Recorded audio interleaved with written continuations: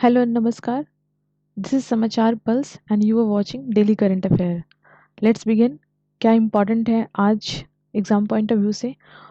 सबसे पहली जो न्यूज़ है वो है बीच गेम 2024 के बारे में, जो कि द्यू है ना, जो कि हमारा आइलैंड है, वहाँ पे ये कंडक्ट हुआ था, जिसमें ओवरऑल चैंपियन जो है वो मध्य प्रदेश रहा।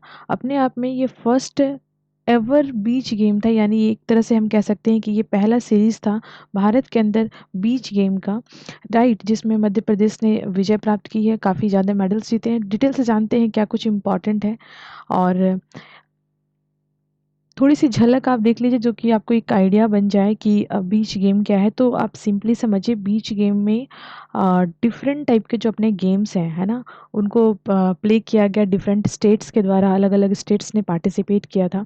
अब थोड़ा सा हम लोग डिटेल से जानते हैं। जो बीच गेम है ये एक मल्टी मल्टी स्पोर्ट्स गेम है। मतलब ऐसा नहीं कि कोई एक पर्टिकुलर गेम होगा, तरह तरह के गेम होंगे। पूरे भारत के अलग अलग राज्य का पार्टिसिपेशन था। जैसे कि हमने देखा कि मध्य प्रदेश ने विजय प्राप्त करी है, और जिसमें उनको 18 मेडल मिला है, और जिसमें 7 गोल्ड थे। उसी तरह से हमने देखा कि मध्य प्रदेश के बाद जो अलग राज्य हैं, जैसे कि महाराष्ट्र है, वो सेकंड नंबर का विनर रहा, जिसके पास 3 गोल्ड मेडल थे। एंड उसी तरह से तमिलनाडु, उत्तराखंड जो है, ये सभी ने मिलकर के, जितने भी राज्य हैं सभी ने मिलकर के, दादर एंड नागर हवेली, राइट, ये सभी का अपना अपना स्कोर था। बट जो मोस्ट इम्पॉर्टेंट ज़्यादा मेडल विन करने वाले राज्य थे, उनके बारे में हम देख रहे हैं। असम में ने भी पार्टिसिपेट किया था। नॉर्थ ईस्ट से हम देखेंगे, जिनके पास 8 मेडल प्राप्त हुए, जिनमें 5 गोल्ड थे। तो ये हो गया। अब सबसे इम्पोर्टेंट चीज़ ये है कि ये जो गेम है वो कंडक्ट हुआ था घाला बीच, जो कि दीव में है। ये एक blue flag, right, blue flag certified green certified green beach बोल सकते हैं, या ब्लू फ्लैग बीच तो बोल ही रहे हैं। तो ये होता क्या है, देखिए, सबसे पहले समझिए, ये जो ब्लू फ्लैग सर्टिफिकेशंस होता है जो बीच को दिया जाता है, बेसिकली जो यूएन डब्ल्यूटीओ है, यानी कि यूएन यानी कि यूनाइटेड नेशन, डब्ल्यूटीओ का मतलब ट्रेड ऑर्गेनाइजेशन नहीं, यहाँ पे वर्ल्ड टूरिज्म ऑर्गेनाइजेशन, राइट, उनके साथ मिलकर के, जो डेनमार्क बेस्ड, डेनमार्क की एक एनजीओ है, उनके द्वारा, एंड साथ ही साथ यूएनईपी, कल ही हमने डिस्कस किया था यूएनईपी के बारे में।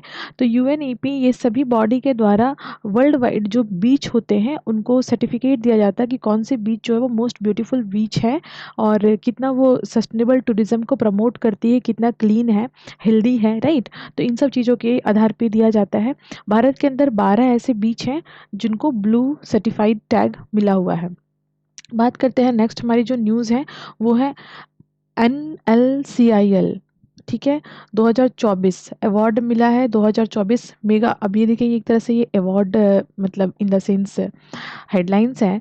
तो एक्चुअली में 2400 मेगावाट का थर्मल पावर प्रोजेक्ट उड़ीसा में भेल के द्वारा यहाँ पे सेटअप किया जा रहा है। ये जो प्रोजेक्ट है, ये हम देखेंगे झारसुगुड़ा डिस्ट्रिक्ट में, इन मतलब जो उड़ीसा की झारसुगुड़ा डिस्ट्रिक्ट है, वहाँ पे ये प्लेस किया जाएगा। तमिलनाडु, उड़ीसा, केरला एंड पुडुचेरी, जितने भी हैं, इन सभी को इससे बेनिफिट मिलेगा।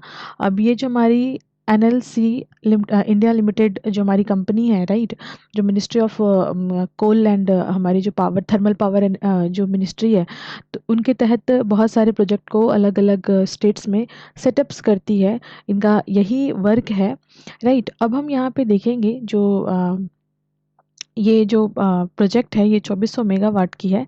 और थोड़ी सी यहाँ पे हम जाने, एक सेकेंड ना, हाँ। तो देखिए, ये जो थर्मल पावर प्रोजेक्ट है, ये हाइड्रो पावर नहीं है। आप इसको थोड़ा सा ऐसे देखेंगे, राइट, मतलब ये किसी विशेष ऐसे रिवर के ऊपर नहीं बनाई जा रही है, ये कोल एनर्जी का यूज़ करके बनाया जाएगा। ये आपको ध्यान में रखना है। चलिए, हम अब यहाँ पे देखते हैं स्वच्छ सर्वेक्षण जो अवार्ड मिला है भारत में, कौन से राज्य कितना क्लीन है, कौन से शहर कितनी क्लीन है। तो उसमें हम देखेंगे कि ऑल जो इंदौर है, वो हमेशा की तरह इस बार भी लगातार इंदौर टॉप पे रही। और इंदौर के साथ साथ एक और जो सिटी है, यानी कि सूरत, सूरत जो है गुजरात का, तो दोनों को जॉइंटली मिला है फर्स्ट अवार्ड।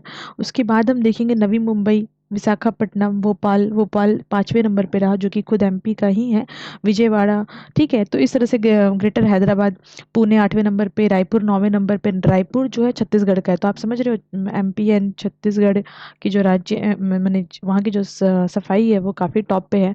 तो इस तरीके से ये रिपोर्ट रही। अब हम बात करते हैं रक्षा मिनिस्ट्री, जो हमारे रक्षा मंत्री हैं राजनाथ सिंह, इनके द्वारा कल किया जाएगा 8वां arm force veterans day celebration nationwide. 14 जनवरी को ये होगा, जिसमें रैली निकाली जाएगी। एक्स सर्विसमैन उसमें उपस्थित रहेंगे जो कि एयरफोर्स स्टेशन कानपुर है, वहाँ पे ये कंडक्ट होगा। जिसमें जो हमारे आर्मी पर्सन्स हैं, जो हमारे जो सोल्जर्स हैं, जिन्होंने देश के लिए सेक्रीफाइस किया है, राइट? तो उनके उपलक्ष्य में, राइट, ये डे सेलिब्रेट किया जाता है।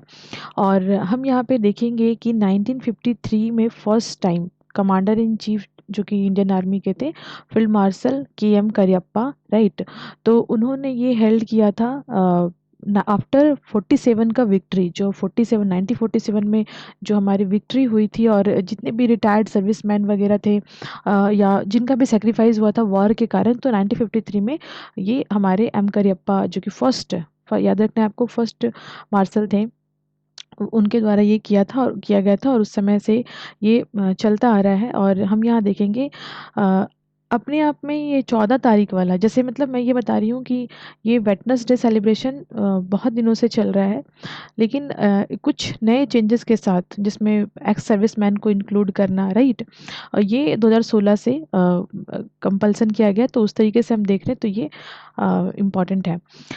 चलिए अब हम थोड़ा सा आगे बढ़ते हैं वर्ल्ड इकोनॉमी फोरम के बारे में। वर्ल्ड इकोनॉमी फोरम ने रिलीज की है ग्रीन हाइड्रोजन टाइटल रिपोर्ट्स, और जिसमें इंडिया के लिए इम्पॉर्टेंट जो भी क्रिटिकल पॉइंट्स हैं, जो पॉजिटिव पॉइंट्स हैं, वो पब्लिश किए गए हैं। हम पॉइंट्स के ऊपर डिस्कशन करेंगे जो कि रिपोर्ट में आया है। ये अपने व्यूज़ नहीं होंगे हमारे, ये जो पेपर में पब्लिश हुई है WEF की, उनके पॉइंट्स को डिस्कस करेंगे। ये इंडिया का व्यू बिल्कुल भी नहीं है। तो हम लोग करंट डेटा हम लोग देख लेते हैं कि हमारा कंसर्न क्या है। तो सबसे पहले तो आप समझिए ग्रीन हाइड्रोजन होता क्या है। देखिए ग्रीन हाइड्रोजन का जो प्रोसेसिंग है बहुत कॉस्टली है, बहुत महंगा। और कभी साइंस एंड टेक्नोलॉजी की अगर वीडियो बनेगी जिसमें मैं अगर आपको साइंस एंड टेक अलग से डिस्कस करती हूँ, तो उसमें मैं आपको ग्रीन हाइड्रोजन का जो प्रोसेसिंग है वो डिस्कस करूँगी। फिलहाल आप समझिए कि इलेक्ट्रोलाइसिस प्रोसेस के थ्रू बायोमास को कन्वर्ट किया जाता है, और तब जाकर के ग्रीन हाइड्रोजन बनता है। काफ़ी क्रिटिकल होता है। भारत में अभी हम देखें 6.5 million metric ton per annum का उत्पादन हाइड्रोजन, ग्रीन हाइड्रोजन का हो रहा है।